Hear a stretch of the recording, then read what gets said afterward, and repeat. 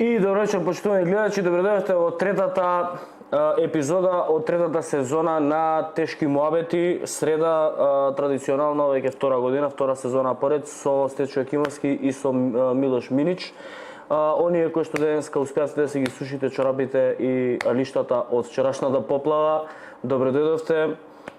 За оние кои што се уште ги сушат, како да ви кажам, утре пак ќе врне.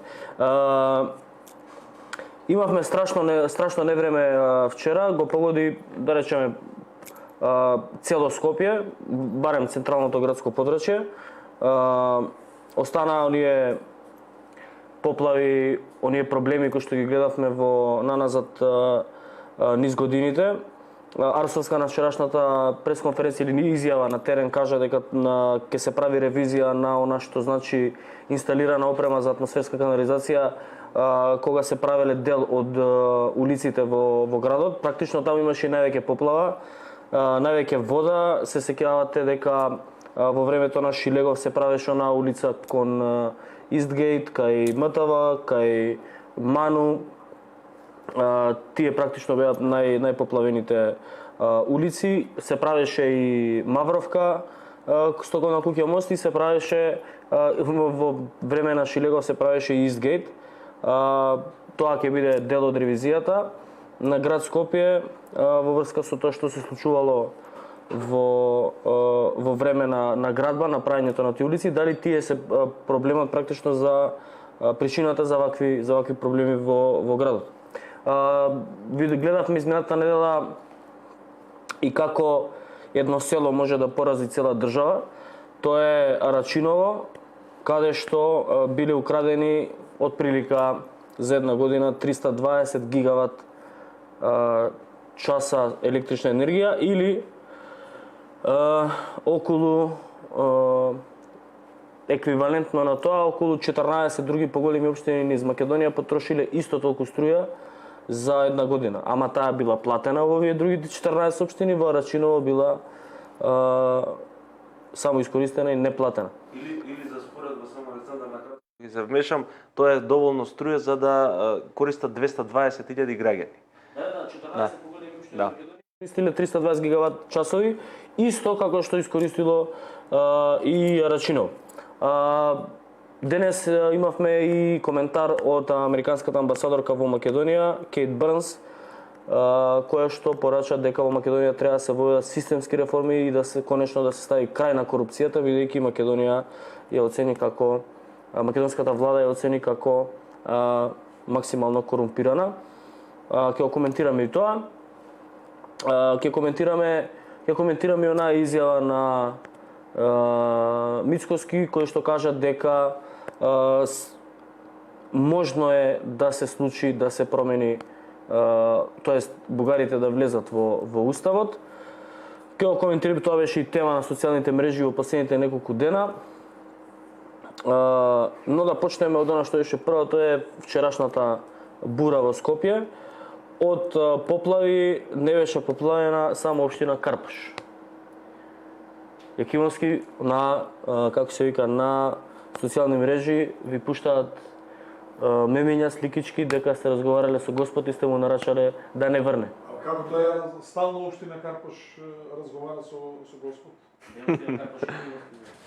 Како тоа ние разговараме стално со Господ, и кога се топат снегови, и кога има поредни дождови, и кога има град, и кога беше онаа голема поплава во Стајковци, имавме минимален број на куќи, иако ние имаме делови во општина Карпаш, како што се Нерези, како што се Козле, значи тоа цело сливно подрачје иде од озгора од Козле, од падините на Водно. Да. Меѓутоа, општина Карпаш од 2009 до 2017 година, за тие 8,5 години, направи 45 километра канализации и водоводи. 90% се канализации, 10% се водоводи. Ето сега. Инаку ќе ви кажам, каде, значи секогаш се случуваше да ние имаме поплавени делови, кај што живее Петар Гошев на улица Јури Гагарин. Тука се слива оној дел што иде од Пантелемон улицата преку Мовчето иде надоле се спушта право до бидејќи најниска точка и тука имавме еден сифон и другиот дел од Жданец преку улица Козле, по улица Кораб и доаѓаше токму во тој дел. Сега Данела Арсова направи еден многу голем зафат со тоа што тука направивме нова канализација и тој потез е чист, значи тој потез го извлече до улицата Теодосиј Гологанов. Второто место каде што исто сме се поплавувале, тоа беше улица Братворска. Тоа е кај Салон 29, стално било таму езеро. Затоа што целото сливно подрачје од озгора, од Милан Марковиќ, улиците Ленинска, Лопкинска, се што доаѓа горе од подводно, значи тој дел на Козле, све се сливаше на улица Братворска. Меѓутоа направивме канализации. Следната работа е во Влае, улицата Есперанто, што се вкрстува со Ван Градину кај семафорот, секогаш пливала во вода. Населба Маврово, секогаш ли пливала во вода, ама направивме многу канализации. Атмосферски канализации, тоа е причината зашто не се поплавуваме. Сега има 100 годишни води, може да се деси и таква работа. Но во суштина, ние секогаш не може од 10 пати кога имало порени дождови, во општина Карпош најмалку да има поплавено, демек во општина Карпош помалку, општина Карпош најмногу има вложено. И сега кога вика дека општина Карпош е задолжена, па ја задолжуваме за да го направиме ова. За да направиме канализации, водоводи, училишта, едно друго, и граѓаните тоа го продолжуваат, сега не се поплавуваат. Градоначалник, вашите екипи веќе денеска во текот на денот расчистија поголем дел од штетите, уништени дрва. Тоа може сега и во моментов да го ќе може да го видат гледачите. Инаку ние Савајле се слушнав со градоначалничката на Скопје, требали помош. Рече, ако можете вие да чистите по Илинденска, све рачистиме по Илинденска и на координативниот состанок, ова сакам јавно да кажам, сите градоначалници беа презадоволни од работата на јавните предпријатија и нивното снаоѓање со овие порани дождови, дека вонредни напори вложиле, дека без нивна помош ќе била многу полоша ситуацијата. Јас тоа го слушнав од нив и што е за похвалба. Јас му понудив помош на господинот Муцунски и он рече дека им треба помош. 21 човек од општина Карпош со 4 пили и 2 телескопа отидоа, све што имаат дрва паднати, да ги досечат, да ги средат, да можат да се транспортираат. Денеска работеа од пладне негде од 14 часот до 20, утре продолжуваат, ако треба и задутре, утре веројатно и јас ќе отидам, ќе однесам и други луѓе, што може сега треба солидарно да си помогнеме. Но, што сакам овде да кажам? Ние согласно законот сме должни да си обезбедиме за вакви ситуации да имаме мујни пумпи. Општина Карпош е единствена општина која има 4 мујни пумпи, која има агрегати за ваква ситуација. Имаме 4 шатори со кревети, со јастуци, со сите салтанати, со душеци. Имаме 2 чамци за вода во случај на поплави. Во случај на пожари имаме 40 напратњачи, имаме не знам 15 или колку има овие метли, челични метли за гасење на пожар. Имаме джип, зашто мора да имаме джип да ги влечеме агрегатите. Сето тоа, замислата е следнава. Кога 10 општини во Скопје, сите ќе имаат таква опрема, ќе имат 50 члена група обучена за овие работи, кога ќе соберат 10 општини, автоматски прават 500 луѓе. Обучени, со опрема, а во исто време кога ќе се вклучи градот и јавните предпријатија на градот, ние што се вели, секоја елементарна непогода можеме многу лесно да ја поминеме. Меѓутоа, очигледно дека не водиме сметка за таа работа и токму Центарот за управување со кризи и ова кои се таму други надлежни, треба се направат инспекции по општините и сега можете да замислите сите да набавиме по 5 мујни пумпи. Не се милиарда тие мујни пумпи, по 5, по 10.000 евра се. И градот Скопје, и јавните предпријатија, било каде да има, веднаш тоа можеме да го испумпаме многу брзо. Но во секој случај, ова беа големи води, така наречени 100 годишни води. Факт е дека на одредени точки градот се поплавува, тоа е после мостот Гоце Делчев, значи од надвожњакот Скендербек. Тука секогаш се поплавува надвожњакот што иде према Геолошки завод поранешен или сега Агенција за ревизија. Во делот на Чаир Бутел имаме делови, еве гледате во аеродром. значи не е играчка оваа работа, треба да бидеме подготвени сите и мислам дека сите треба солидарно да се помогнат. Јас понудив помош, дури повеќе луѓе, ако треба и дел од администрацијата ќе однесеме градинки. Замислете тамо кај што и општина центар е доста поплавена. Градинки кај што се поплавени. Сега таа кошулица веќе наводенета. Па 30 дена и треба да се исуши кошулица. Тоа значи линолеум или што има треба да тргнат или паркет, да се исуши кошулицата, па после тоа треба да иначе како ќе децата ќе ги внесат на влажна кошулица од озда. Градоначалник, јас вчера во текот на вчерашниот ден од прва рака имав шанса да видам што значи таа 100-годишна вода. Јас заедно со моето семејство бевме заглавени кај Истгейт, кај оној подвожњак. Се јавив на службите на СУК, морам да ги поздравам уште еднашка, веднаш ги реагираа, испратија екипа, имаше 4 автомобила тамо заглавено. Но она што Ја не знам од каде се создаде толку голема вода тамо. Огромна вода беше. Од кај дојде таа вода? Буквално од сите страни се сливаше кај надвозникот. Значи водата што идеше од горе, значи зборам од Судска палата. Од кај Судска палата, да. Вода идеше од кај централното градско подрачје. Вода идеше од кај Истгейт. Значи од сите страни се собираше тамо вода, како некој базен. Сега искрен да видам, нам тука ни е многу близко кеот на реката Вардар, тоа значи дека подхитно таму треба да се направи атмосферска канализација од голем профил, за да тоа друг пат не ни се случува. Значи нас ни е Вардар на 200 метра и уште 200-300 метра да фатиме, значи со 500 метра канализација ФИ, 1000 или 1500 ние ќе завршиме работа. За нареден пат тоа да не ни се случува.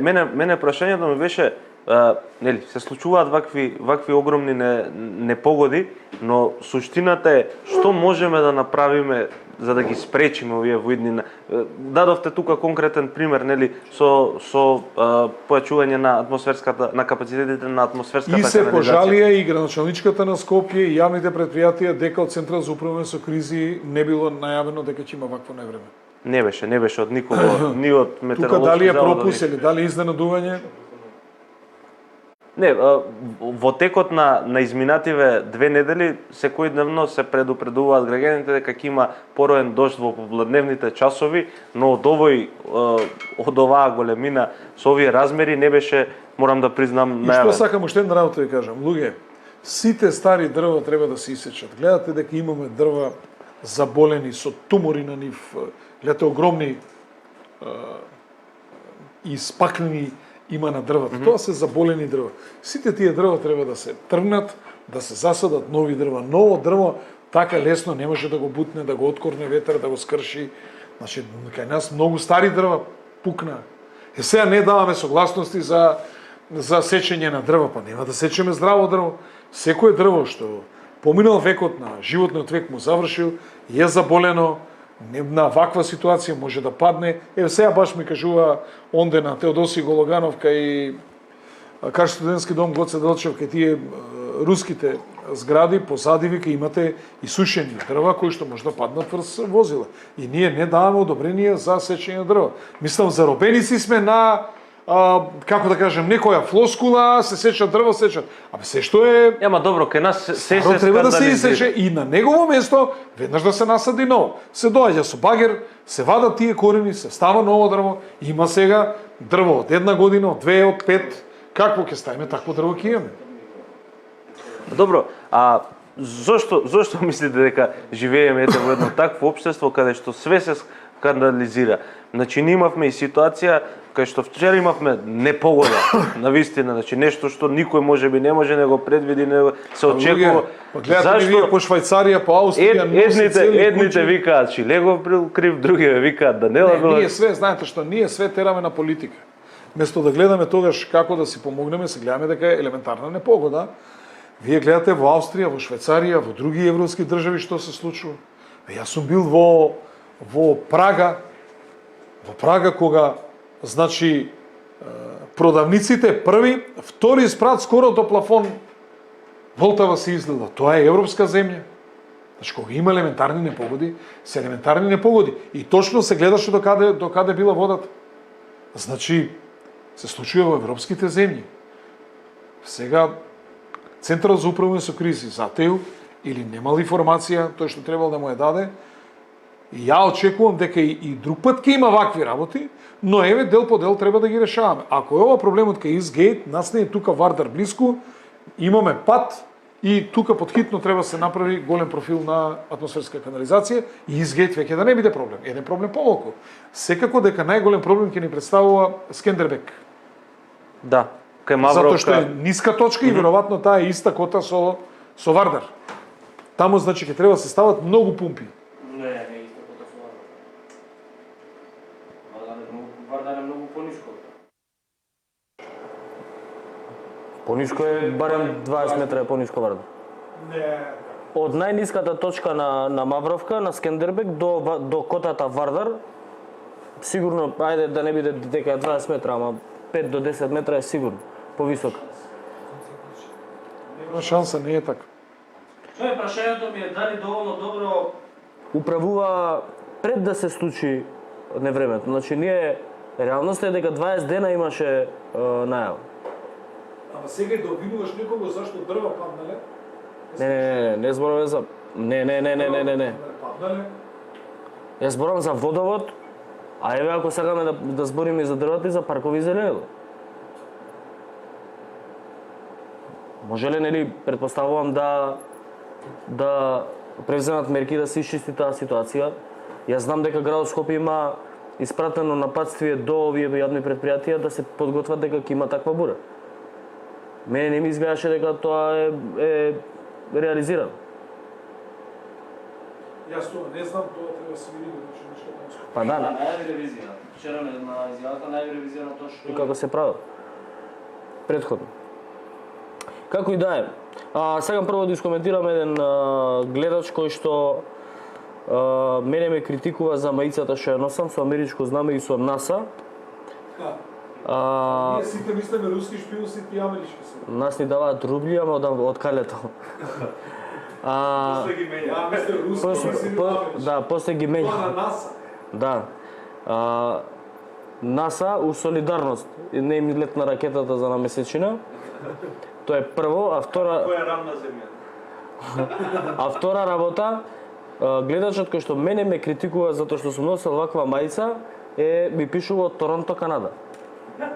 Другар, дојди тука па носи како сакаш знамење, сега не ми... Многу е лесно од таа страна. Да. А како се вика гледачот?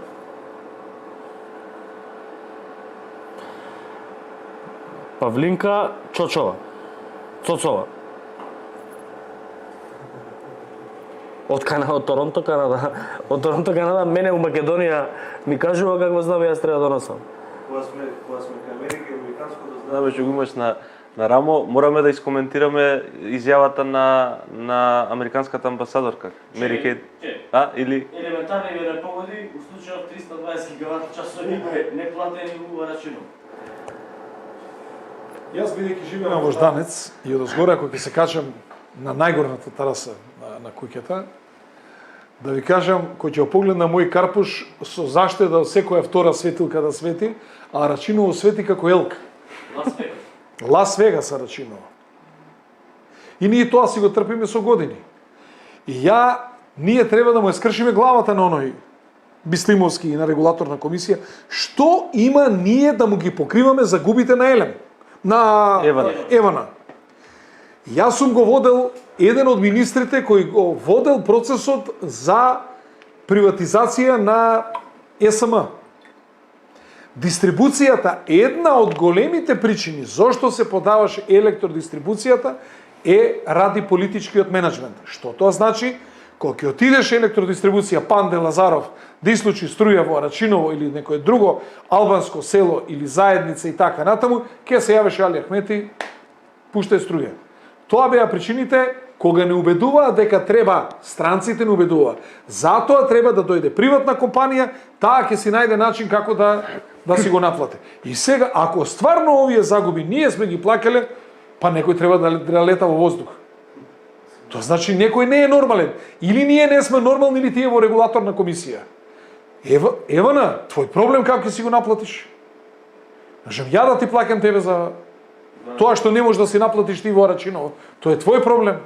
Си добил бизнис во оваа држава, ти знаеш дека не си отишол да купиш електростопанство на Франција, Electricity di France, си дошол во Македонија.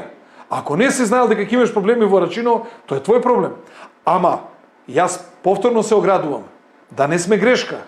Ако стварно регулаторна комисија, ова ни го пресметува на сите граѓани, а овие делови плаќаат минимално електрична енергија, тогаш некој од нас не е нормален. Или ти, или ние.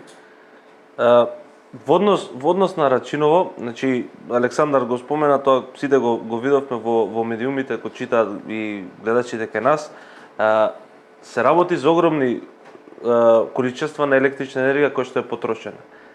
Зашто ја потрошиле? Прашањето е дали можеби индустријски погони цели се приклучувале на електричната мрежа. Грејење на струја, ладење на струја. Се поставува прашањето и за копање на криптовалути, бидејќи тие се огромни. Србите имаат една изрека, вика, Значи тоа не се користело само за сиромаштија. Пошто си Милош Минич, имаат србите една изрека, вика, док е чурана, бичи подварак. Ама трнија на страна. Додека сме губели, ќе си правам така како што се прави. Трнија на страна На шекаре си кори. 15.000 луѓе за 220.000. За имот нула. 960 денари. Данок. Вкупно собрани даноци за имот. Еден човек има платен. И сега ако мешаме, ако сакаме да кажуваме кој каква националност е, нема, ајде да не мешаме, нема врска. Еден човек има платено данок. Во Рачиново за цела година. А Рачиново се градат згради. Има 190 или 200 салони за мебел. Има 500 топилници или арници, она што се подворуваат приват. Има Топилници работат на струја. на струја работат, не само што работат на струја, тие загадуваат Скопје, пошто работат на диво. За да имаш Се топилница треба да донесеш соодветен профил на кабел за да може да топи. Да. Па ти, а кој му го возможил тоа? Па е некој од Евана? Не. Јас разбирам. Александар, клучно прашање е, и тоа треба да го отвориме како прашање. Дали е точно дека регулаторна тие загуби ни ги става сите нас да ги плаќаме? А ако ни ги става регулаторно, подхитно треба да ги сменат Бислимовски. И цела регулаторна. И да се смени методологијата и да завршиме с таа работа. Евана, каде си знае кај зимала бизнис, кај добила бизнис, и Евана, незин проблем како тоа ќе си го наплати. Ако некој не ја плаќа, нека не му дава струја. Причината зашто ги донесовме тука, токму ради ова, да немаме загуби, да немаме економски загуби, се вика тоа. Регулаторна формулата за пресметка на цена на струја, меѓу другото, вклучува и загуби. Не, тоа се технички загуби. Технички загуби. Што се губи во мрежата, ова се економски кражби. Да. Може кражбите ја да ги покривам. Така е, ама кој ќе каже или кој ќе изанализира или кој ќе направи ревизија дали во технички загуби кога се одредува цена не се стајани овие загуби во Рачиново? Не. Има проценти колку се технички загуби. Све тоа, науката све смислила, Александар. Не е спорно дека се знаат, градоначалник, спорно е дека се наплаќало многу веројатно од граѓаните. Речи си сме и сигурни. Ова е многу сериозен проблем и како што гледам интерпелација во парламент, за ова треба интерпелација. Чекайте ви луѓе, како може некој што краде струја јас да му ја платам за да господата од Австрија, јас искрен да видам. Јас многу пати се колнам како не ми се исучи раката кога кренав на влада Евана да го земе електродистрибуција да ја земе. По мене полош инвеститор во Македонија не влегол од Евана.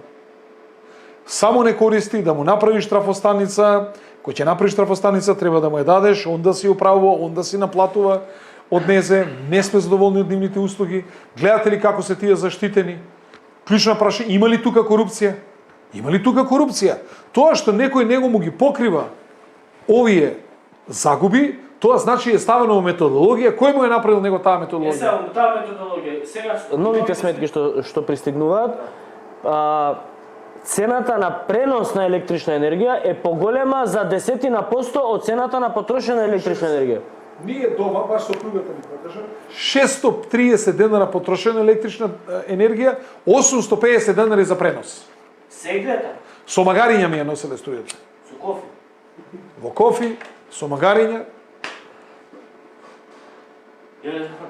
Абе дај да рачистиме тоа МЕПСО колку народ има вработено. Кои се толку големи трошковите на МЕПСО? Многу има вработено МЕПСО. Нема Власт која што МЕПСО не го пуни со партиски кадра за да седат таму да земаат плата. На 600 денари сметка, 800 кусур денари. Си ја работи фризерката. Со 40 40.000 денари плата фотокопија. На 600 денари сметка за струја, 800 денари пренос. Да. И економската логика вели дека тебе да поставиш една електродистрибутивна мрежа ти е скапо, така, ама да ја одржуваш после маргиналните трошоци се многу помали.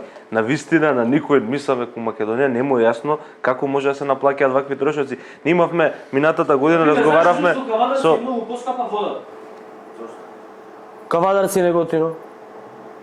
Има, како се вика, поставено неколку овие мали хидроелектрани. Лукар, горе тие таму на кај Кожув, од кај што се снабдува водоводот со вода за пиење, ама и од кај што се снабдува овој хидромелиоративен систем што е за наводнување. Зимно време, кога има помалку вода, мора да се отворени малите хидроелектрани, малите брани да се отворени за да тече, за да не се собира на едно место, да не се уништат канали, цевки и слично. И мора да тече. Ако тече, значи не акумулира вода за да вртат турбините, практично не работи хидроелектраната. Во тој случај, договорот, например, со комуналното предпријатие во Кавадарци, со овие хидроелектрани, е дека во периодот додека не се користи водата, водовод комуналец Кавадарци плаќа пенали на малите хидроелектрани. И луѓето во Кавадарци во Неготино, и земјоделците и овие и граѓаните си им плаќаат на овие хидроелектрани пенали. И имаат многу повисоки цени за вода, за пиење вода. Зашто? Затоа што пуни џебот некој. А кој е тој некој ќе го објавиме наредна недела. За кого има истрага, патеме речено. И каква е таа, ме интересира, какви се тие, сте биле министр за економија, каква е таа логика? Пуниме џебот на политичари, на политички лидери, на... Ако се добие концесијата, се поставуваат условите во концесијата. Ако он има стварно тој временски период загуби и не произведува електрична енергија, тоа се компензира на друг начин. Место да му се даде концесијата на 25 години, му се дава на 40. Ама цената на луѓето на електричната енергија нема да... на водата. На водата нема да им се смени, има друго решење. Ама вака подобро е да влегуваат на време парички. Ама кој ќе добие таква концесија? Кој може да добие таква концесија под овие услови? Па органите на прогон и тие што бркаат корупција со вакви работи треба да се занимаваат. Не, кај нас Ова се крупните работи. Ова се крупните работи. Дај да видиме кој ставил во методологија да ние покриваме загуби на економски загуби. не само Невана. Кој му краде струја и ја да му платам? Истата шема сега, луѓето плаќаат повисоки сметки за вода у Кавадарци и у Неготино, зашто? Затоа што тој некој си не може да прави струја и да продава струја. Добро, веројатно они имаат предвиден дека луѓето зимно време поише пијат вино него вода, така да многу не плаќаат. И виното се меша со вода. Се меша со вода. Кавадарчани не го мешат со вода.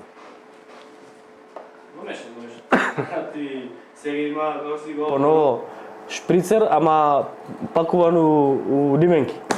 Спремен шприцер, да. Имаме еден коментар.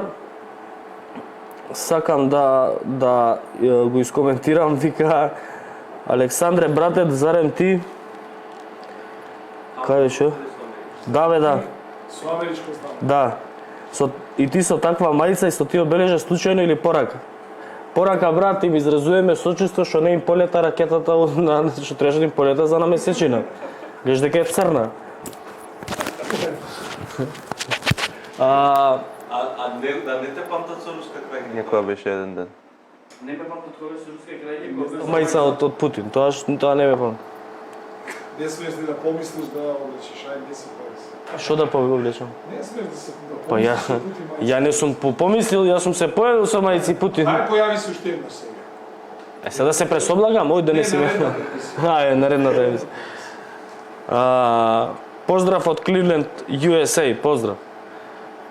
Да го сменам знакот ако треба, ама прво вие да го смените у USA.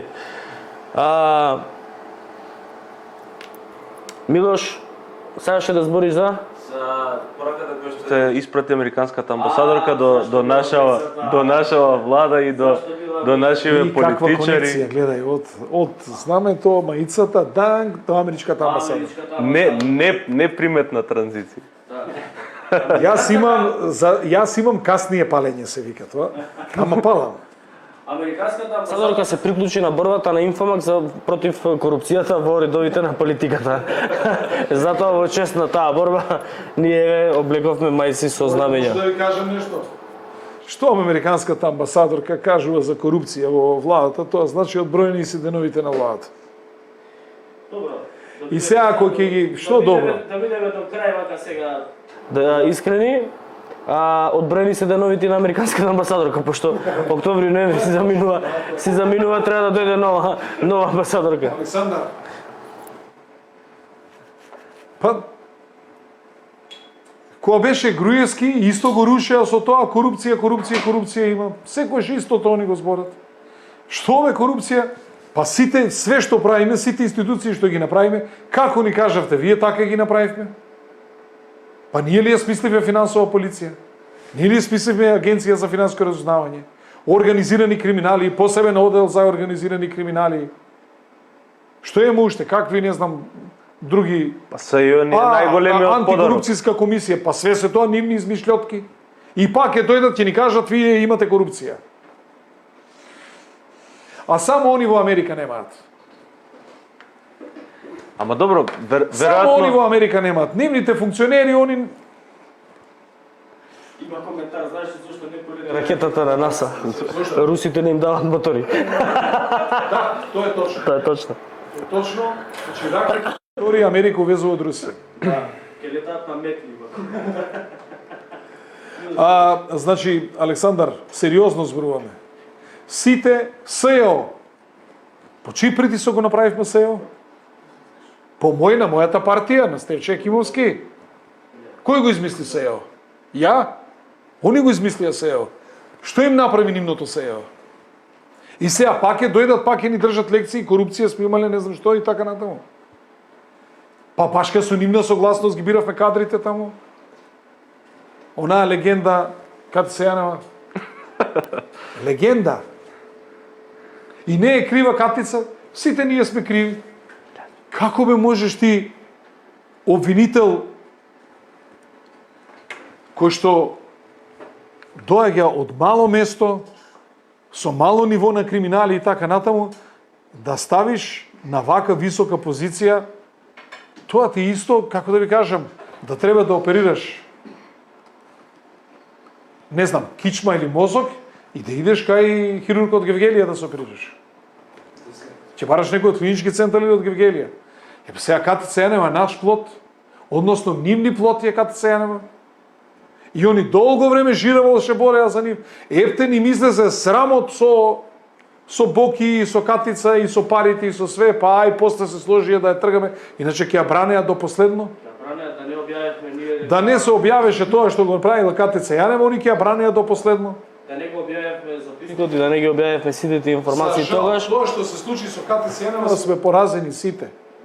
И ние како политичари, и судско-обвинителската фела, значи тоа фрли еден шамар врз сите, ама пак ќе кажем, тоа беше нивно чедо. Они не смислија таква институција, они смислуваат организиран криминал, они смислуваат финансови полиции, финанско разузнавање и така натаму.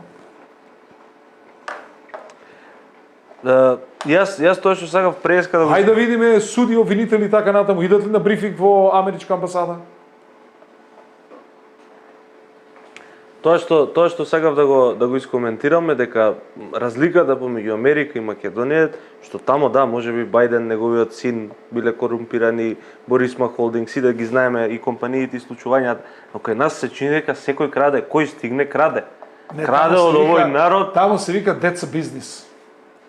They doing business. Не. Си прават бизнис тие. Да, ама таму нема. Отидеш на технички прегледи од полицајецот да му речеш какви таблици имаш. Па имам повеќе броеви. Па дај ми таков број 3000 денари, ама под рука. Добро, голема работа. Ама не е голема работа, 3000 по 3000. Нема аспект на нашето општество што не е криминализиран. Не постои.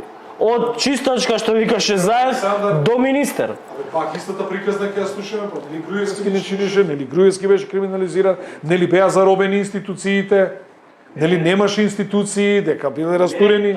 Сега пак истата приказна ќе ја слушаме. Приказка ќе ја слушаме пак. И мене највеќе Ме плаши тоа што таа приказка се прелева сега по најново. Ако до сега власта била корумпирана, исклучиво власта. Сега имаме информации дека има корупција во редовите на опозицијата. Значи ние сме максимално влезени во една... Ти работеше во ДБК подобно? Не, А? не, не, не. Смислам да си работа? Не сум. Тоа шпион си. Не сум бил ни шпион. Сум бил новинар. Зашто таков дојам ја имам дека ти си работел во ДБК?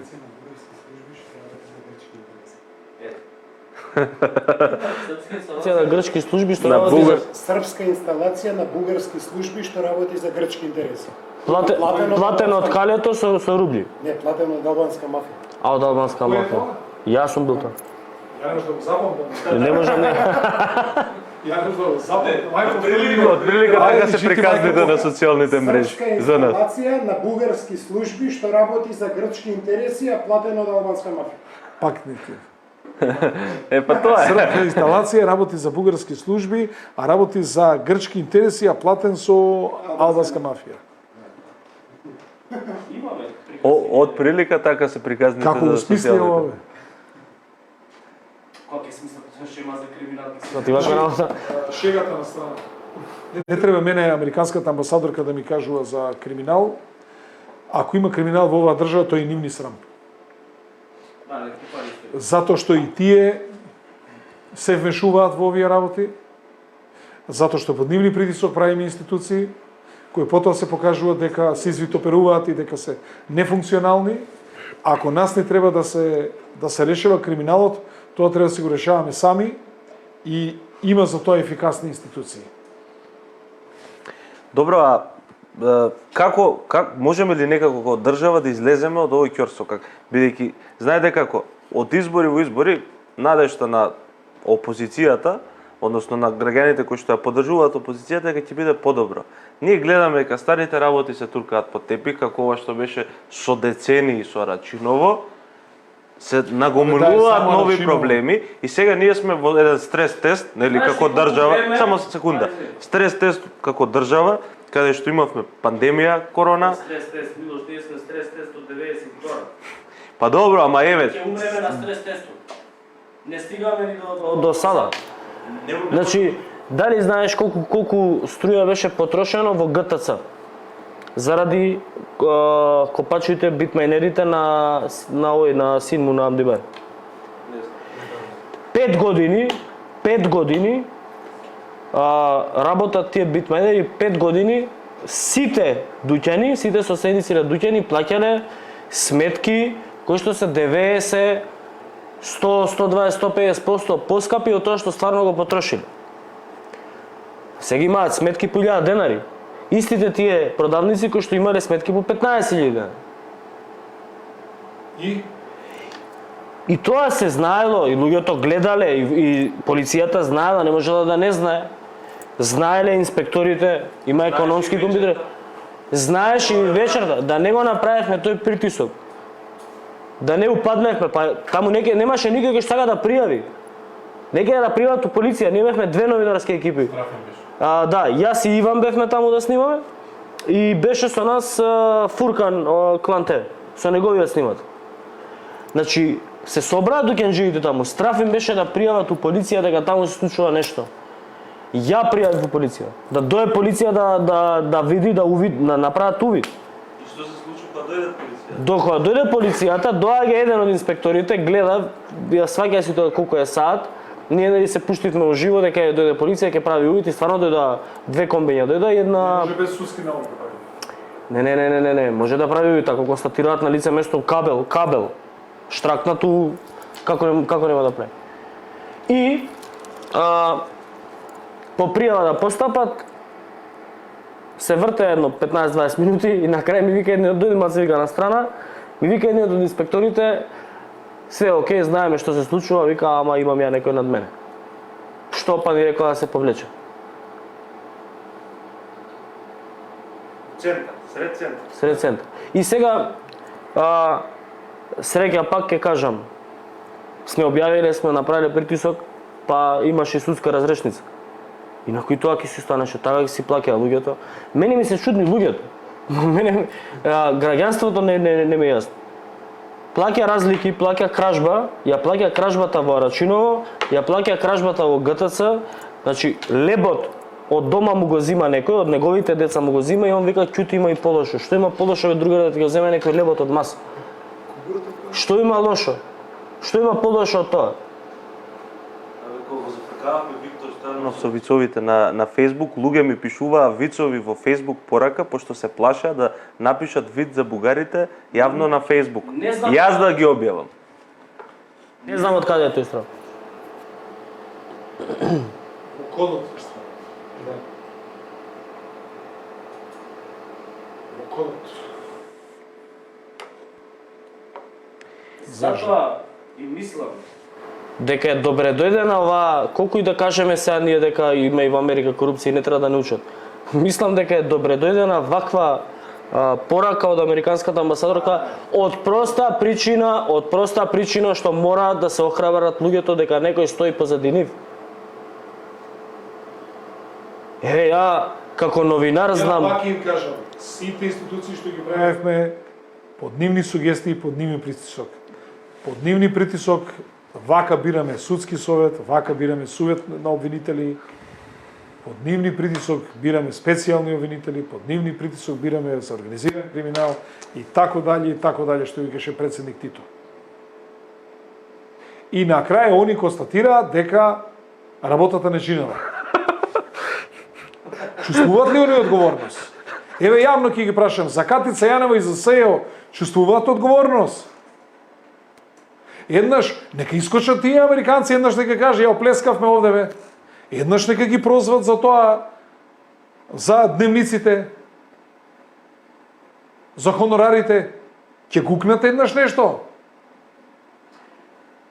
Тоа е нивниот производ, нивното чедо.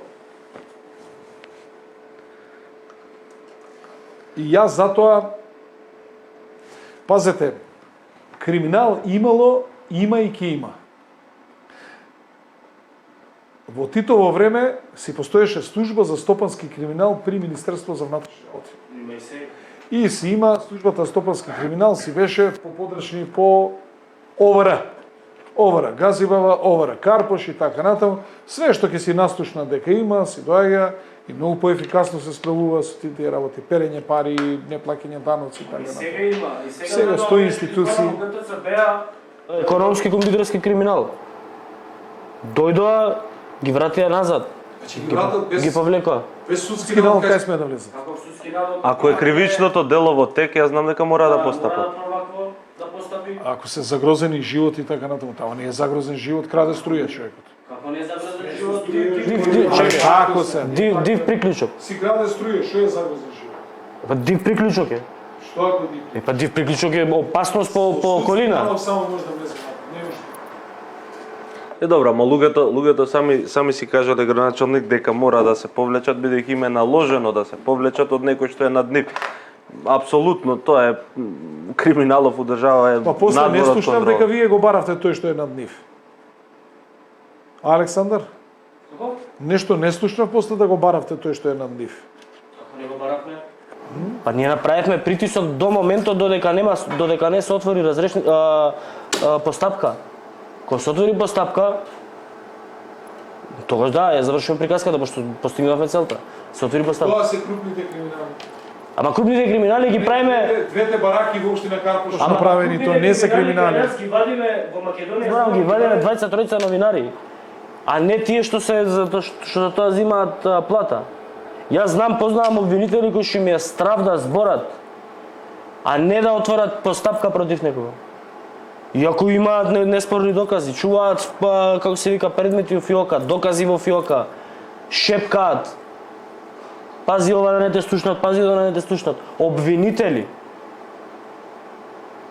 Има суди кои што кои што им е мака да дојдат на рочиште. Знаат дека ќе бидат под голем притисок, знаат дека ќе бидат под закана, знаат. Александар, молим. Ама не е така. Имам 62 години, како еден не се најде мене притисок да ми изврши у моите 62 години? Абе како не се најде еден мене да ми врши притисок на одговорни функции, со подпис треба да ставам и така. Како не се најде еден од мајка роден притисок мене да ми изврши да направам тоа што не икам? Доста више за тоа им вршеле притисок. Упрашање е, си за таа работа или не си? Имаш доволно, што се вика, стискавец или немаш сега? Треба да, како да кажам, да амнестираме некого, види имал притисок. Не. Ќе си одолееш на притисок, како викаше? Како да си викаше? Не амнестирам никого, јас зборам За психозата во која што е ставено цело општество. Секој се плаши од некој горе. Секој се плаши од некој горе дека ќе му наштети, ќе му накалеми нешто, ќе му најде нешто, ќе го. Оно горе ќе му наштети на овој доле. Да. Секој утаква некоја психоза. Јас од тоа Зборам. Ја не разбирам од каде е таа. И сега да ставиме вака цртичка. Тоа е штетата што ја направи извини Акимовски. Тоа е штетата што ја направи Зоран Заев. Со објавувањето на прислушкуваните разговори. Да, требаше да има постапки, требаше да има предмети, требаше да се достават обвинителства да се спроведе вакво. Имаше амбасада, имаше доволно притисоци. Објавувањето на такви снимки и развивањето на таква култура кај тие луѓе кои што нели имаат природни афинитети кон криминал. Значи тоа е тоа што не доведе до овој степен. Ние имаме сега луѓе, еве сега ги зборам обвинители или суди, и полицајци, и политичари, и градоначалници се плашат да направат нешто затоа што можда некој некаде нешто ги снимил, ќе им го извади од контекст и ќе им го направи дека направи негде криминал. Да не забораваме дека Војо се прислушкуваше и дека уште не знаеме ниту кој прислушкува, ниту каде се материјалите, ниту кој прислушкува, ништо не имаме знаеме. информации. Таму се слушале луѓе со швалерки, се слушале луѓе со фамилија, брачни проблеми, проблеми со деца, проблеми со сон. Значи, тоа е аномалија, тоа не знам како да го опишам на терен.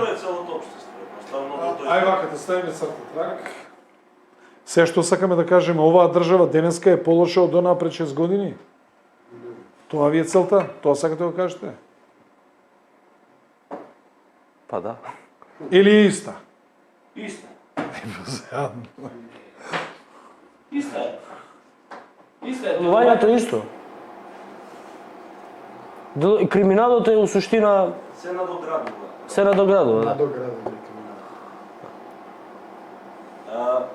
Јас би, пошто оваа тема не можеме да доеме решение на оваа тема во оваа емисија, во овој сат и половина колку што ќе трае, би предложил да разговараме за денешната посета на Рот.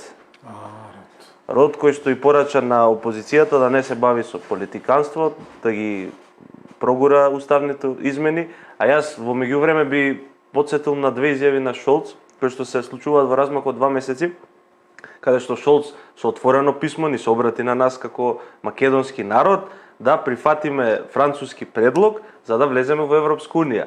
Пред 2 дена истиот тој Шолц вели пред да станеме унија со 30-36 земји членки, мораме да се реформираме како Европска унија.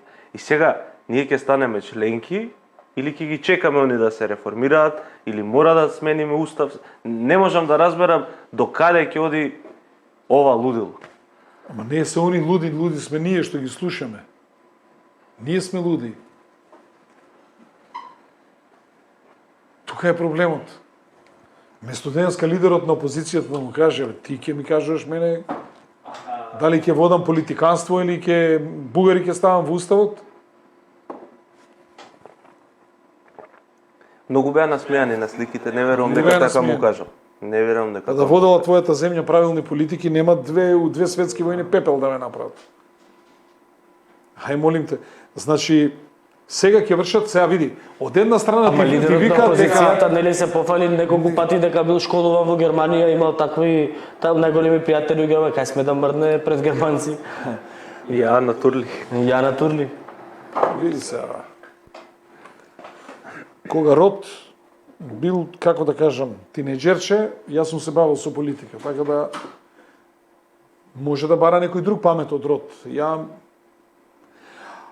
Ако тие нас ни викаат дека они прво ќе се реформираат па ќе не примале, ние треба да кажеме ние ќе се реформираме, па ако ќе одлучите да не примате, тоа ќе видиме со устав, со едно, со друго.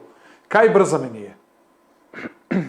Кога ќе се изреформирате, тука сме ние, јавете ни на телефон, ние се изреформиравме од Европа, ве чекаме, добро?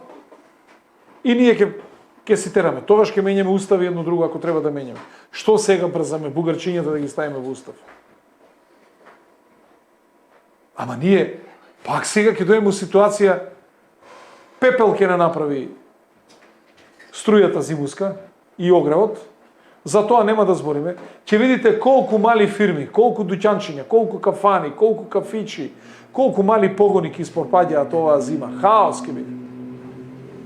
Ќе видите колку луѓе 3 месеца во зимскиот период ми вика еден како би да ги отпуштам 3 месеца 200 кусур луѓе ми се. Све ќе се разбега, како ќе вратам назад. Па 200 кусур луѓе колку е платен фонд? 200 кусур луѓе платен фонд е сигурно 120-30 евра. 3 месеца отиде 500.000 евра. Ние пак ќе збориме само за бугари. Во оваа земја се зборува или за грци или за бугари. Не збориме за тоа што треба. За Рачиновци инцидентно, 3 дена ќе збориме, ќе го вергламе и далje ќе си крадат они струја. Терај. Ама паднало невреме, дожд. 3 дена ќе збориме, после тоа тере. Ама за бугарите константа тоа. За бугарите треба да им го решиме проблемот. Све решиме, само што бугарите не ни се решени. Јас бугарите со посебно задоволство би ги ставил на спореден колосек. На листа на чекање. Док ми чекаме улазак во Европска унија, до тад има да чекају бугари на улаз у Македонски устав. Чао. Кога ќе кажете дека ќе не примите, тогаш ќе размислиме дали ќе ги ставиме или не. И завршена работа. Така се зборува со нив. Кога ќе ни даете гаранции дека влегуваме во Европска унија, тогаш ќе влезат. До тогаш на спореден колосек, българите. Ама јас граначалник имам едно чувство дека ние сме пак изиграни како народ, а не изиграа нашите политичари. Зашто тоа го говорам?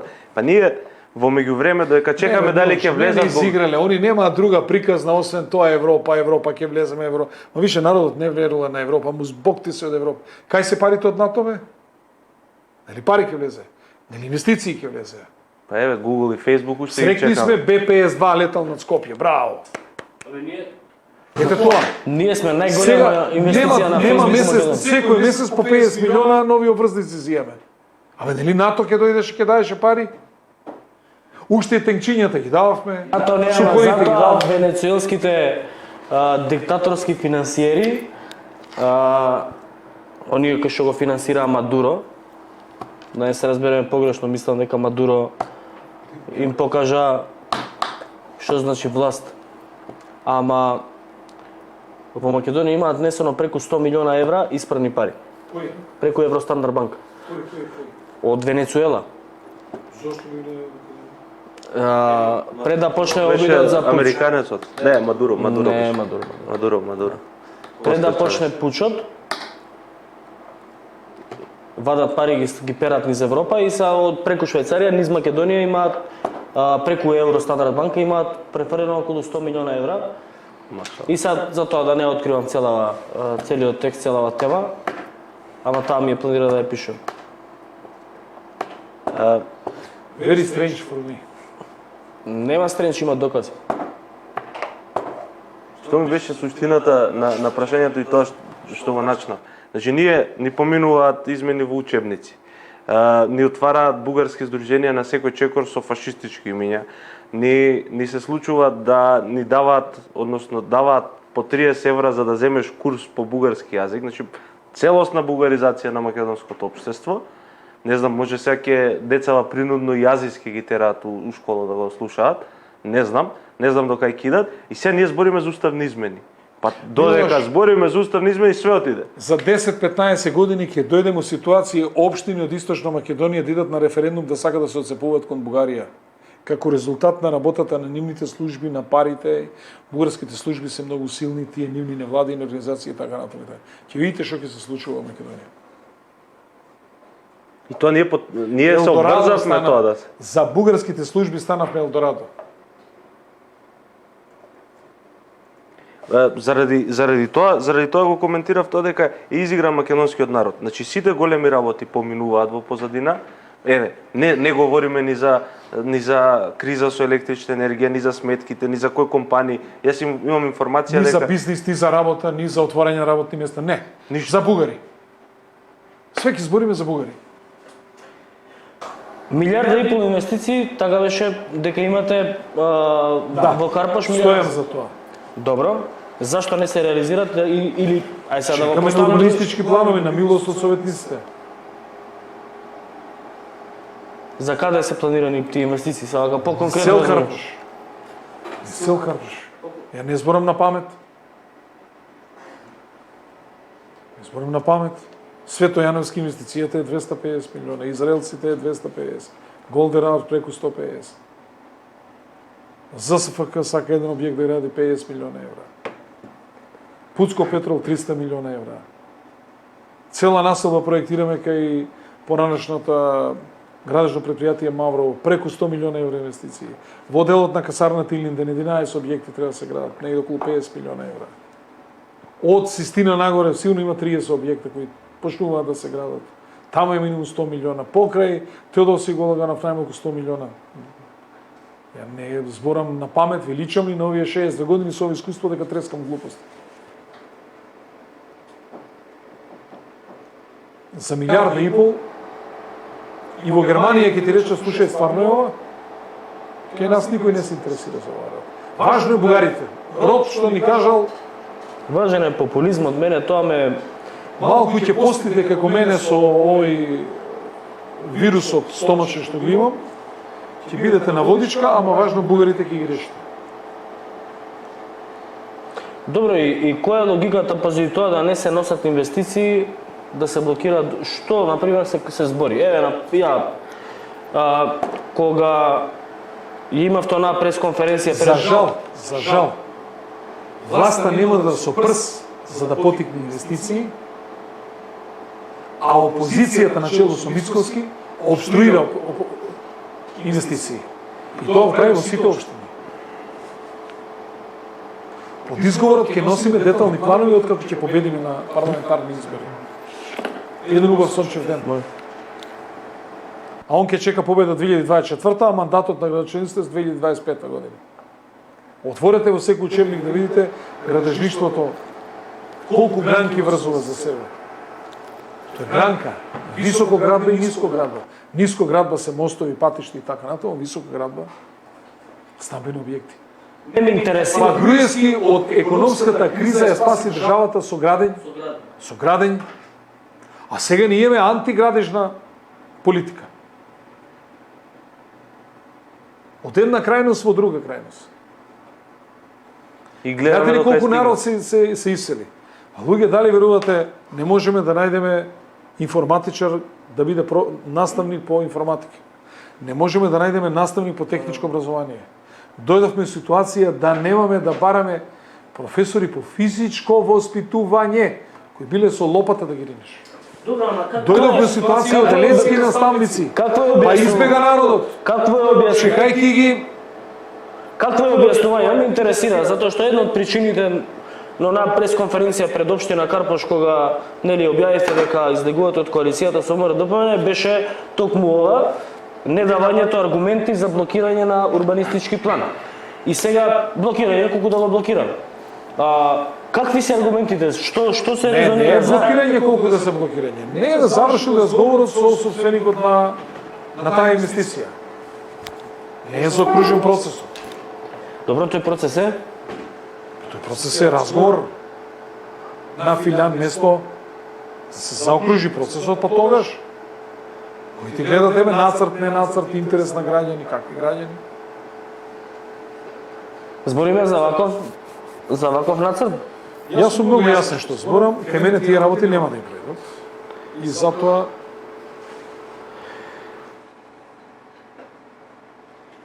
Добро, ја нема да коментирам. Александар, последици... Нема да коментирам, не сакам премногу во емисија да откријам. Слушаме да ти кажам. Последиците евени ги.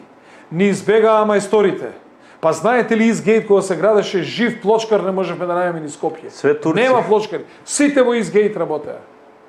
Што тоа кажува? Колку плочкари има ни Скопје? Све е избегано по запад. Ќе бегаат електричарите, бегаат зидарите, бегаат армирачите, бегаат плочкарите, бегаат паркетари и така натаму. Што ќе правиме, бе, луѓе? Бега стручен кадар, бегаат инженери. Што ќе работи? Сите фирми кукат. Гледате ли дека 7.500 во јуни месец фирми не поднеле образец за плата после 25 до 26 во месецот. Во месец јули се веќе 16.000 кусур, 16.500. Што тоа кажува? И влеговме во страшна рецесија. И јас имам еден апел. Владата подхитно мора да отвори јавни работи, мора да се градат пастишта, мора да се градат хидроцентрали, мора да... Ти гледате го вие патот за Охрид, бе, луѓе. 6 години да не пуштиш во употреба 5 километри. 5 километри да не пуштиш. Ранковце Крива Паланка, колку години се гради. Како да го побрзо го направивме оној низ Демиркаси писка клисура отколку? Ама не е само тоа, ние не можеме до Косово, колку е километри од Скопје? 17 километри. 17 километри, ние не можеме тоа да го направиме. Косово е сега како Лас Вегас со тој автопат. И сега знаете што викаат? Нема работници. Нема градежни работници. Пак нема за 300 евра кој градежен работник. Можете замислите, од кај мене открива Паланка, кутри градежни работници за 18.000 денари, во 15 до 5 тргаа од Паланка, за да стигнат на работа на кај Радовиш, по завршувањето на работното време во 6.30 да ги вратат во Крива Паланка. За 18.000 денари. Ќе бегаат. Ќе бегаат. Мораме да ги смениме законите. Секој што добива работа од држава, не може работникот да го платиш 300 евра. Се добива работа на тендер, има се плати работникот поштено. Ќе си наведеш точно во понудата колку работни сати, поквалификуваност, колку неквалификувани, колку полуквалификувани, колку квалификувани, колку техничари, колку инженери, колку багеристи, колку ова. И се знае, багерист не може да ти има под 1200, 1300 евра плата. Инженер под 2000 евра, ќе си ја укалкулираш у цената што ние ќе ти ја платиме. И тоа ќе ни седат тука луѓето. Не може мајстор да ти биде платен под 800-900 евра. И општ работник, и тие ни требаат општите работници, оди цел ден да се печеш на асфалтот, на трасана, да видиш како изгледа. И тие под 500 евра не смеат да бидат платени. И па за 300 евра кутри мајстори, не да бегаат, пусто ќе фатат. Јас имам едно чувство граначално. Па никаков концепт да се нема, да заштитиме нешто. Мораме да отвориме простор. Градежните фирми велат, абе не бараме ништо од вас. Сега ни качувате даноци, правите даночна реформа. Абе како даночна реформа, како ќе ги платам даноците? Ја немам, дај ми работа, ќе ти платам и даноци, и реформи, и све. Немам работа. Односно, дозволи ми тоа што го имам, за да можам да го ефектуирам, за да можам да работам. Да платам даноци, да платам работници, да платам инженери, мајстори, книговодители и така натаму и така натаму. Јас некој кога зборував за голем бизнис центар на 36 ката. Замислете на тие 36 ката колку секретарки само ќе работат. Хајде, една имагинација, колку секретарки. Па таму бре кој ќе дојдат да копат, чии багери ќе копаат. Чија нафта од чии бензински пумпи. Па чии армирачи ќе работат, чии зидари, чии тесари, чии плочкари, чии паркетари, чии водоводжи и така, молери. Во таа 1,5 милиарда инвестиции, чии луѓе ќе работат? Од Пакистан? Или наши луѓе? Па кој е тој будало да се одвои од семејство, да бега, доди по странство? Немој да мислите дека сега цветаат дружите и во западните земји. И кај нив е сега тешка ситуација. Трошоците се многу пораснати, платите се. Јас мислам, граѓано дека како народ исполнуваме на дефиниција за лудило, тоа е да го правиме истото нешто, на Ајнштајн дефиниција, да го правиме истото нешто и да очекуваме поинакви резултати. Говорам за навивањето за политичките партии. Значи во македонскиот блок конкретно се ВМРО и СДСМ И сега не е битно кој што ќе направи, него едноставно Ама еве го резултатот. јас сум за Манчестер Юнајтед. Ајде, тераме Еве го Манчестер резултатот. Юнајтед. И што се чудиме до кај сме? Ја ќе ви повторам една работа, на една помала партија. Васил Тупурковски деа понуди нешто ново. Тоа беше поразувањето со Тајван. Да влезе милиарда, да влезат пари, на криво магаре го качија Кутри Тупурковски. Додека не го избркаа Тајван, додека не ја врати, сега не смеат да на коктел на кинеска амбасада не одат. Не смеат на коктел да се појават на кинеска Ја амбасада. мислам дека ни нудли не Од смеат. страф од американците. Па ете колку разбирале политика. Тој исти Тупурковски прв искочи и рече мораме да направиме историски договор со албанците. Па тоа беше општ хаос кога го кажа тоа. Каков договор со албанците? 5 договора потпишавме после. Тие исти политичари, тие исти партии што тоа го плукаа. Па беше договорено Македонија да се вика Централно-Балканска република. Алој Смок одеше 7 дена на летување заедно со Мицотакис. Ке ги неавме овие проблеми, не знам диаспора, не знам шахти да брусиме и така натаму. Кога дојде, кога го донесе тој Абер, оти беше специјален пратеник на председателот. Па тоа беше уште со дрва и со камен, уште што не го тепаа на улици. Ама таа хистерија ја правеа тие партии што мислат дека имале во себе големи политичари. А тие партии што паднат од власт, они носат нови лица. Така се викаат они, нови лица. Нови лица кои што немаат поима од политика. Само е битно да се нови лица. Има жени, Александра, само. Има една некој човек го закопале во земја и само главата му била. Оставени го намачкале со мед да го јадат муви. И дошол некој му било жал, му ги бркал мувите. Он му викал, немој да ми ги бркаш, ќе дојдат други погладни од овие. Што ми е зборот? Новите лица испаѓа дека секој се погладни од тие старите лица. Праксата така кажува. Делчевските ниви така кажуваат.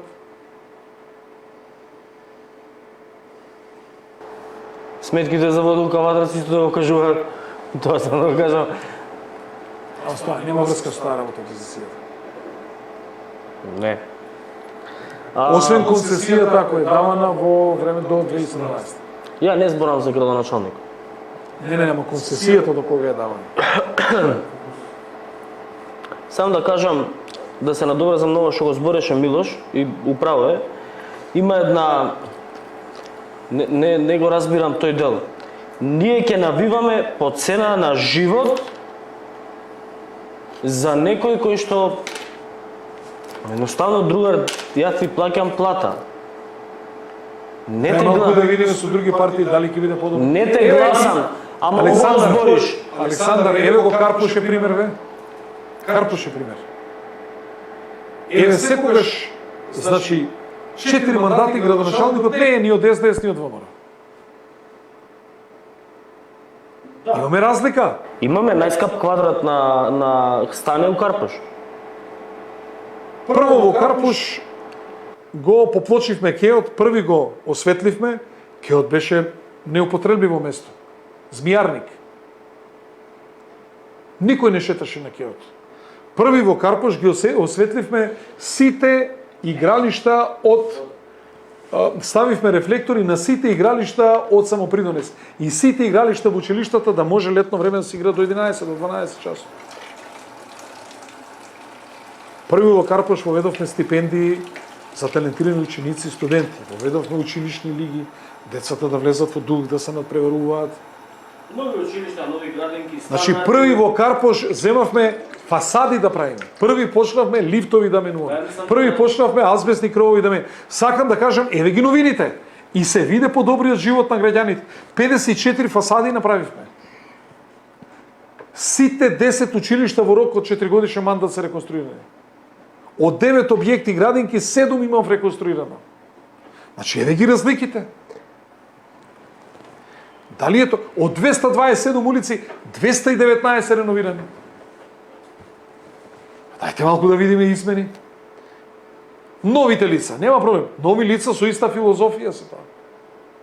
Не, Тоа си е пропаганда, популизам на партиите, нови лица, не знам, приказки, нови лица, квачање од стари квачки. Мислам, сега нема врска.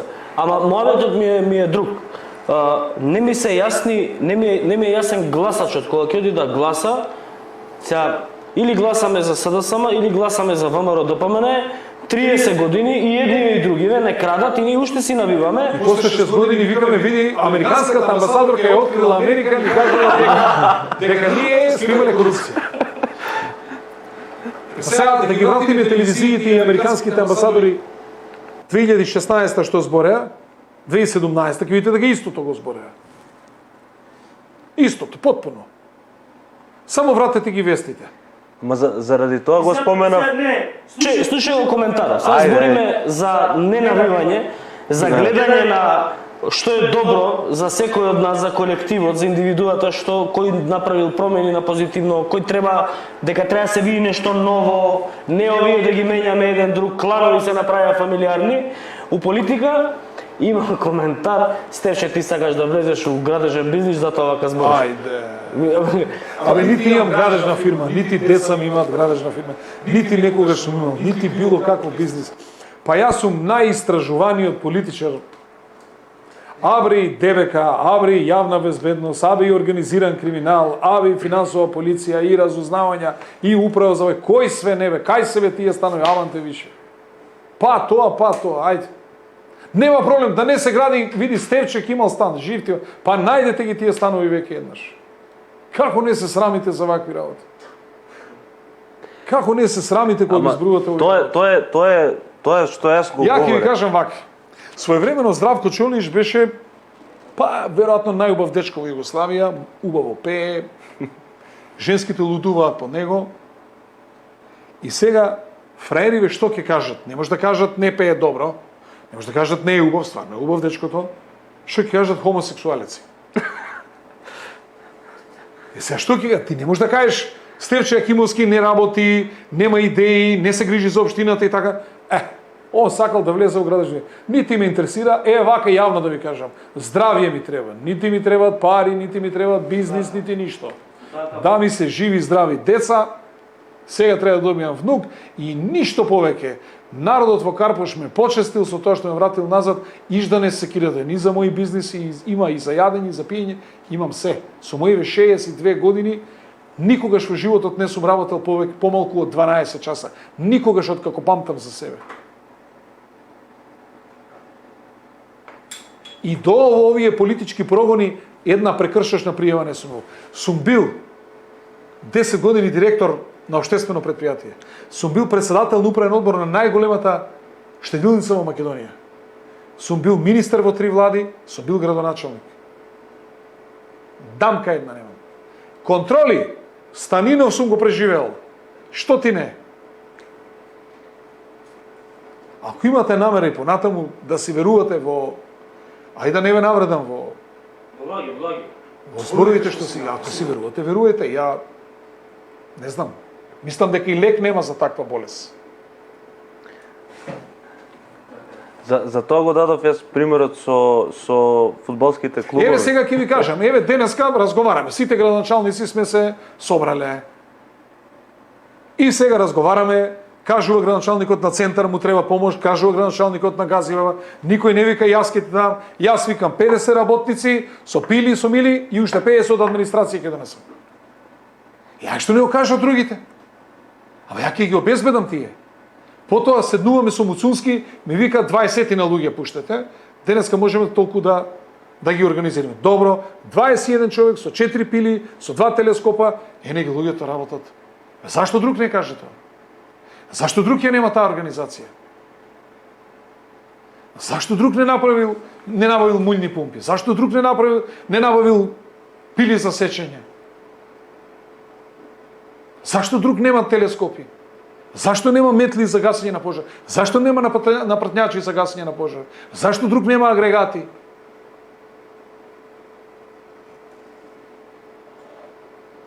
Се може да кажете за мене, ама дека сум неспособен, тоа не можете да кажете. Изборувате што сакате, што да ви кажам. Докаде е оној дуб кој што предвидуваше изградба на црква, парк во Влај, за кој што протестираат? Дупот, протестира организацијата на Кристијан Мицковски. Организирани протести. Како од тогаш уште 5 дупа сме ставиле во анкета, нигде нема протести. Да, но тој дуп докаде? На господинот голем опозиционер, него на 150 метра од неговата куќа му сметала зграда. Ама не му сметаше 28 катницата другар му да ја гради. И кога веќе не може да ја гради и другар му, тоа ќе бара ревизија на планот.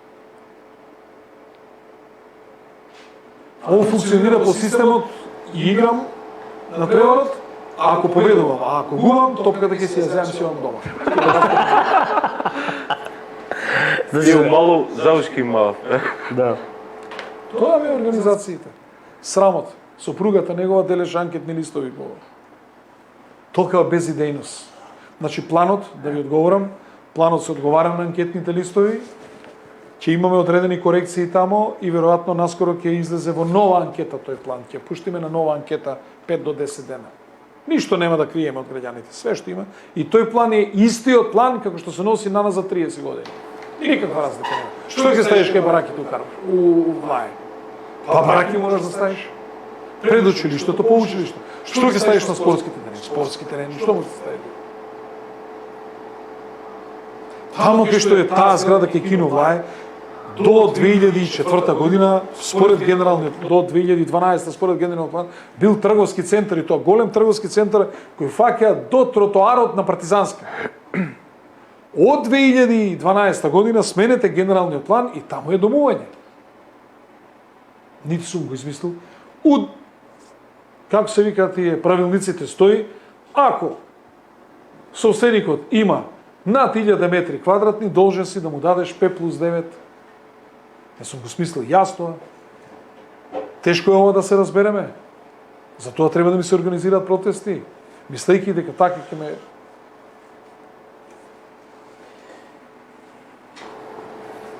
Ако нема што да додадеме за вака локално за држава, Локално за држава. па добро, пошто сакам да кажам ќе излеземе малку од границите на Македонија. Можеме да прокоментираме за контрафазивата на Украина во Херсон. Јас мислам дека тоа ќе биде последниот удар за Украина. Сами. Извини Милош. Него прокоментиравме, го најавивме на почетокот што го зборував за тоа дека опозицијата или лидерот на ВМРО-ДПМН ја отвори можноста дека можно е бугарите сепак да влезат во устав. Ако се исполнат одредени околности. Ако се исполнат некои одредени околности. Или како и да беше квалификацијата, ама беше во овие услови не може. Се Знаеш кога петелот ја бркал кокошката? И она вика да застанам. Не, да застанам. Ајде свртам уште некое кругче да не мисли дека сум лесна женска. Така и Кристијан, малку ќе сврти кругчиња и после... Ама што правиме со... Ако кажеш не поддржувам, па нели одеа кај нотар. Чабе парите ги дадоа нотарите. А ако кажувам не, да ме пешат, нема тоа да го променам и точка. И тоа Е смешно, мислам популистичка мерка, нотарски акт без извршна клаузула. Значи, без извршна клаузула, демек... Нема што ќе се случи ако гласа. Да, ако гласа нема што... Нема последици. Нема последици ако гласа. Немам... Каква... Немам коментар. Ја не знам кој е нотарот што замерил такво нешто. Кристијан, одличен предлог. Кристијан, ајде да седнеме и ти, и јас, и Левица, и сите опозициони партии. Мислам, Да потпишеме договор дека ако народот ти дае 61 пратеник, дека ние ова ќе го поништиме. како ги коментираме сега овие... Кокошките? Не кокошките. Како ги... Петелот е битен. Како ги коментираме... Петелот денеска беше? Како ги коментираме овие одлуки, кампањи, активности на лидерот на опозицијата, така почна да ми станува смешно. Значи, да не ја правиме, мислам, смешно е да се коментира и да се губи на сериозност на емисијава. Ние да е поопуштена, ама не сме до толку. Дај да идем у странство, не ме замари со него. Да. Ај у странство малку. На запад ништо ново, на исток Херсон. Немој со авиони. Шта се дешава во Херсон? Не сум утек малку. Морам да кажам дека имав вирус, некој стомачен, така да бев тотално аут.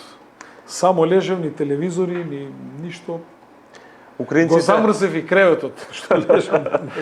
Така да не знам што се случува во Херсон, а ја малце логика ќе вклучам. Повели. Украинците тргнаа во контраофанзива граначалник во регионот на Херсон, изгубија до сега 2000 војници, изгубија 130 тенкови, 4 воздухоплови, веројатно отидоа тенковите ние што им ги подаривме, и сега делот аналитичарите сметаат дека ова ќе биде голема пресвртница во корист на Русија во војната во Украина, бидејќи голем дел од резервите на тешко вооружување, на воздухоплови, на беспилотни летала, украинците ги загубија кај Херсон и сега русите имаат малку повеќе сила за да продолжат со офанзивата.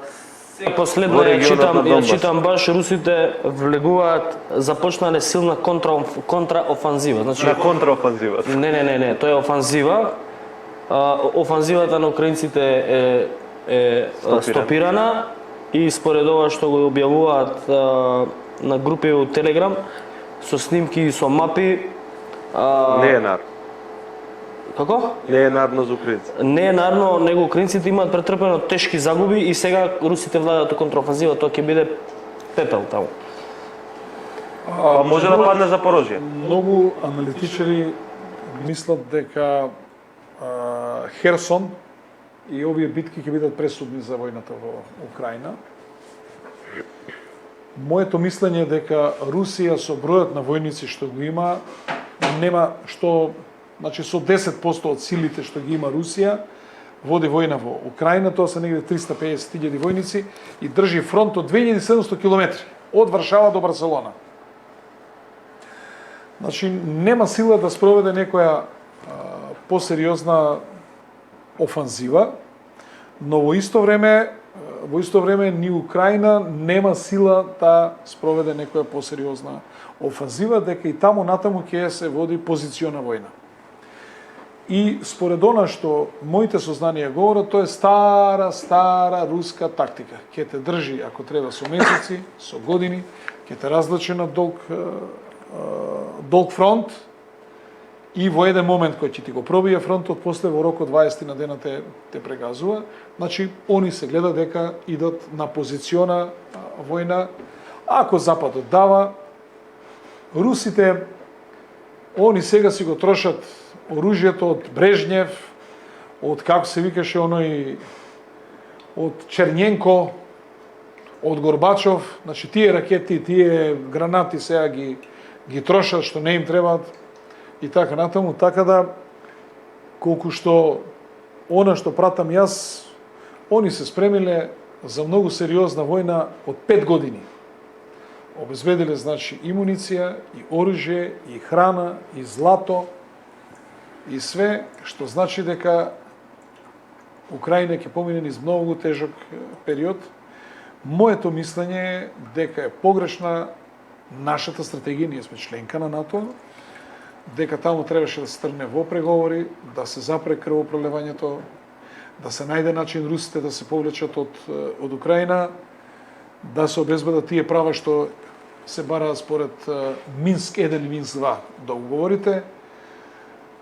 Давањето помош на Украина, помошта што ќе ја дадеш, тоа оружје го добиваат денеска, се обучаваат кратко и почнуваат со него да работат. Значи не е тоа. Второ, тоа оружје се расипува ли? Како секоја колата ваш се расипува? Да. Значи секоја машина се расипува, камерава се расипува, така или не е така? Кога ќе се расипе, што правиме? Кој ќе ја поправи? За разлика од нив, значи русите имаат обезбедена комплетна логистика и за дефекти, и за... Значи, ако со тоа оружје некој 10 години ракува, тој го знае оружјето, му мал прст ги знае, ако еден тенк го вози 10 години, или оклопен транспортер, или па работи на некоја хаубица, или на некој ракетен систем, или некој противвоздушна ракетен систем, исто така, тој значи го познава многу добро. Ти се ако му носиш нови орудија, обуката е едно, ама додека тоа легне, да се собери искуство, ракетите летаат. Така да, мислам дека и натаму ќе тече позиционата војна, освен по мене, ако Путин донесе минимум уште толку војници, тогаш да тргне во посериозна офанзива, али мислам дека немаат намера да гинат и вака дел по дел ќе ги ронат со минимални загуби. Малку политика сакам само да внесам ова во што тема кажувате, Украина. 3000 војници погинати, тоа е голема бројка. Тоа е цел пук војска. Да. Херсон има многу, сега ги гледам снимките, има многу голема, како се вика, офанзива, значи уништена е цела механизација, тенкови, сега ги читав, полските тенкови Т-72, кој што нели им ги даде Полска, ги донираше на Украина. Нашите уште не може да ги поправат. Се уништени скроз. Значи сите 200 и нешто се уништени, сега ги објавија снимките.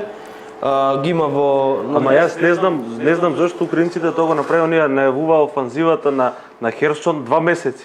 Ше 2 месеци кои им збориш на Русија ќе ви дојдеме у Херсон, нормално е русите да се спремат и да ги пречекаат. Секоја држава сериозна, а Русија е сериозна држава, Америка е сериозна држава, значи она си има разузнавање. Без некој на фанфари да чука и да кажува ќе правиме офанзива, он однапред знае дали ќе има офанзива или не, а башка тие горе леталцата што ги имаат сателитите, све гледаат одозгоре и кажуваат што правиш, дали се спремаш за офанзива или не спремаш. Така да Зеленски тоа што го кажуваше нешто што русите знаат. Добро, кога го спомена... Или обратно, и украинците знаат, затоа што од сателитите американците им даваат информации. Има разузнавачки служби што им даваат британски служби, амерички служби, германски служби, значи се умрежени тие служби на земји членки на НАТО. Кога го споменавте веќе Зеленски, тоа сакав моца на политика да свртам, се говори дека можеби украински генерал ќе го смени Зеленски. Моето прашање е како тој ќе заврши, бидејќи гледаме дека државата Украина се движи кон апсолутен целосен колапс. Русите ја контролираат струјата, доток на можеби на други енергенци, на нафта, на газ, значи апсолутно се Запорожје е најголема нуклеарна централа во Европа. Да. Апсолутно се. И сега од истокот, ако на Европа и треба електрична енергија, да речем од Казахстан или не знам кај дојде, таа мора да пројде преку Запорожје. Преку таа електрана. Толку е значајна таа електрана. Го спомна Зеленски. Прашањето ми е како ќе Вие го заврши. гледате како е набилдан дечкото со мускули, кога се појави Бака Славичок, сега се гледа дека вежба, се одржава, фитнес работи. Знаеш што? Си одбрана луѓето да се изберат комичар за председател. Како ќе им заврши оваа војна, ќе видиме. Јас колку што знам, неговата изборна кампања беше дека Мир. ќе го реши проблемот со Русија, дека ќе има мир со Русија. Се случи нешто сосема обратно. Сега комичар, замислете како се викаше оној покоен, како се викаше, Шојќ. Шојќ на Србија да е председател. Ако ќе избереш комичар, трагедија станува ситуацијата. Мила Лане Гутович. Бела Наѓа ги купи. Шојќ. Во меѓувреме, Израел со 4 ракети го нападна аеродромот во Алепо, Сирија. Гајани се складови за муниција и оружје. А ако има таму борци на Хамас, гаѓаат, браќа? Да. Русите ќе им прогледаат из прсти како секогаш.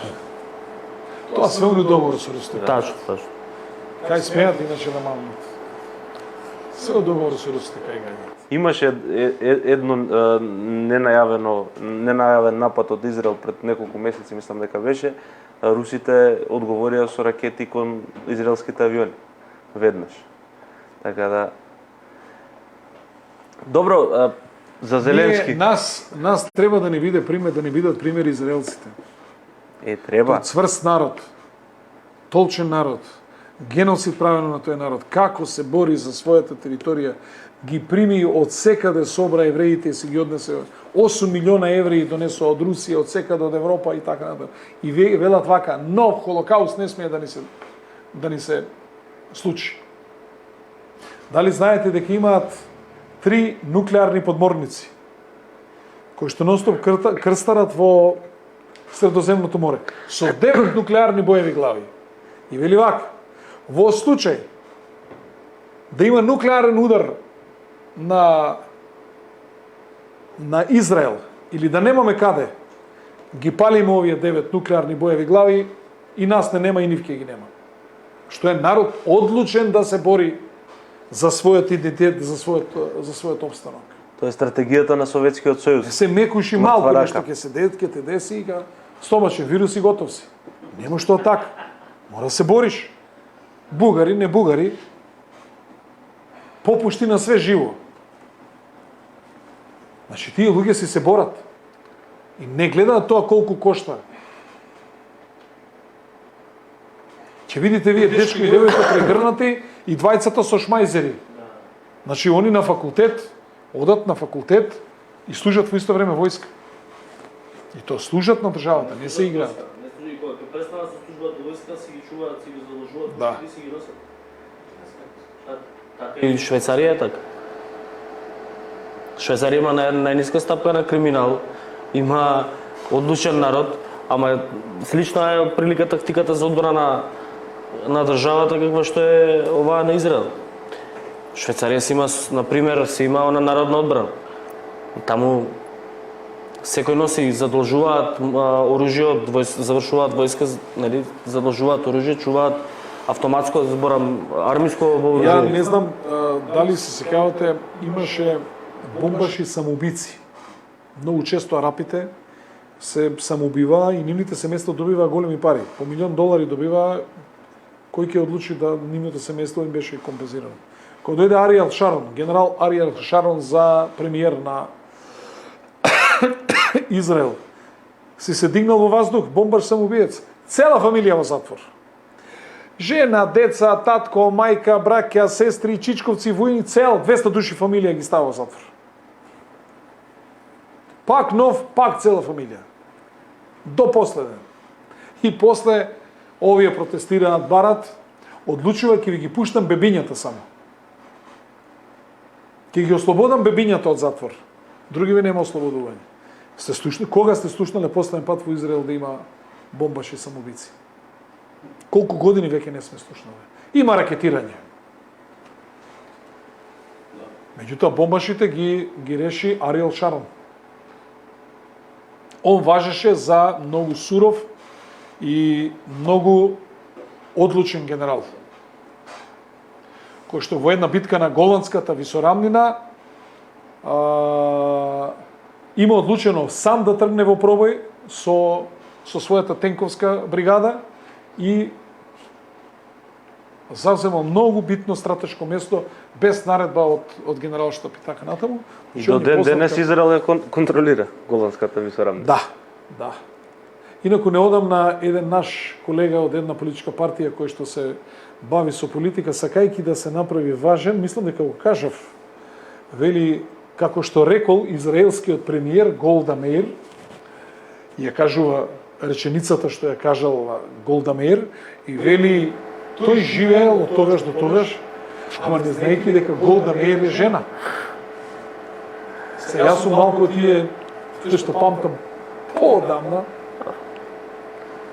Веројатно бил Тој е член на највисокото раководство на една партија. Да, веројатно бил преоптеретен. Инаку не знам дали знаете, Голда Меир е родена во Киев. Веројатно е бил преоптеретен во тој момент со предметот за шпански скали, па и со овие Не знам, Голда Меир. Голда Меир, да. Голда Меир беше и министер за надворешни работи на Израел. Па не е чудо што сме до тука. Тоа се новите лица што разбираат политика. Ема, Кој што барем ако даваат- цитираш кој што некого, даваат треба да видиш кој бил, што бил, како бил нешто. Да, Као што вика, имаше еден виц, вика, тргајте си иде Сиримал Бандаранајке со сопругата. А Сиримал Бандаранајке не ли беше жена? Иде Голда Меир со сопругата. не е тоа Барнабич. Да. Мислам дека ги исцрпиме сите теми. Има моабет И ние си Знаеш дека малку болеста ми помина? Тоа Изгледа овде енергијата е... таква енергијата немаме ние овдека како се вика. фенг шуи Милош, да видиме дали ќе бидеме здрави за твојата свадба. Началник, ја се надевам дека ќе биде добри. Ајде да видиме. Немој да служиш сега таму ка Што? Расипано не давам. добро. И немој амерички Не, батаци. само ориз. Само За мене само ориз или кост. посна порција. Да. Дури има време да преправам, ајде ме чека гаси. Знаеш како еден наш поранешен министер, еден од првите министри за внатрешни работи вика, 3 работи немаат крај. Тоа е се 2 работи кои што не би ги кажал и третата работа е муабетот нема крај. Почнува да гледаш што беше тешки муабети епизода 3 или епизода 3 сезона 3. Следете на читате Инфомакс, добивајте ги информациите без цензури секогаш први. Петок нема да имаме емисија со Палчо, ниту недела, заради тоа што нели треба да одиме кај Микио на свадба, колективно. Кога ќе се вратиме нормала, ќе продолжиме со емисиите. До тогаш чувајте се. Утре најавуваат повторно дека ќе врне дожд. А веќе година дена најавуваат дека ќе има голема економска криза, затоа чувајте се Избегавајте напред. го Скендербек. Или движете се со подморница низ Скопје. Или доаѓате во Сити Мол, не идете во Изгейт. А кажа ли да ще дадат пари? Кажа да ще дадат пари, да. Пријатно и добро вечер.